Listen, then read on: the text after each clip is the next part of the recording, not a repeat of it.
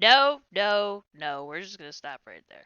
It's a great song, and it works for hippopotamuses, but I'm telling you right now, if your dog is thick, plumpy, chonky, or looks like Brutus, just a straight up land whale, you're wrong. Hi, I'm Liberty, and this is a presentation brought to you by Unity College in the form of animal nutrition, and we're going to be talking about obesity in dogs. So let's just dive into this. But why? Why should we talk about it? Well, why would you talk to your children about fire safety? Or if your house catches fire, you need to get out of the house or go out of the window and go to the neighbor's house. Why would you talk about it? Because if you don't talk about it, then no one's going to know what to do when the event arises. Here we have Brutus yet again begging for food. Don't fall for it. Don't do it. Food restrictions important, and we'll talk about that later. But anywho, so we said, why should we talk about it? You know, like I said, without talking about it, we don't know what to do. We might let the issue persist, and then you end up with a dog that's that big. That's a big dog. That'll never be my dog. That's not my dog. 99% of the time, it is your dog. What information is there to support any of it? Just Google it. I am telling you the information. Like, this is just a snippet of information. Like, you can even look obesity in dogs and cats. What's wrong with being fat? It's there. All the information's there. You can ask your vet. That's an option. How can we do this at home? Here's how we can do this at home. Under ideal, if you can see your dog's bones, you're wrong. You need to go get help, please. 4 to 5, it's the comfy zone. 6 through 9, not so good. That is a chonky dog. You know, chonky. Wait, there's Brutus waiting on food. That's not even his food bowl, and he's waiting for dinner. Why is it important?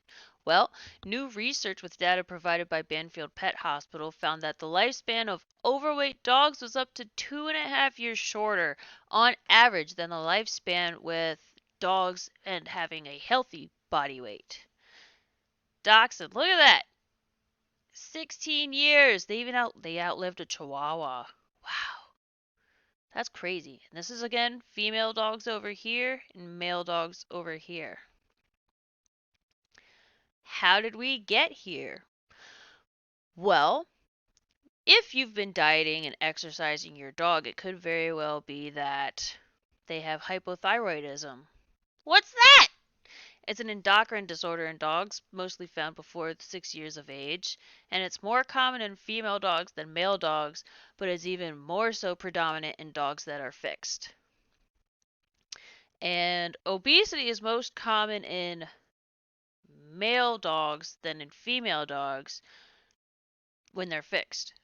But when they get older, it's more predominant in females than males. And overall, it's their age, their breed, their gender. Are they fixed? Have they been fed? Their lifestyle. Brutus, for example, used to be a hunting dog, and then he stopped hunting, and then he got thick.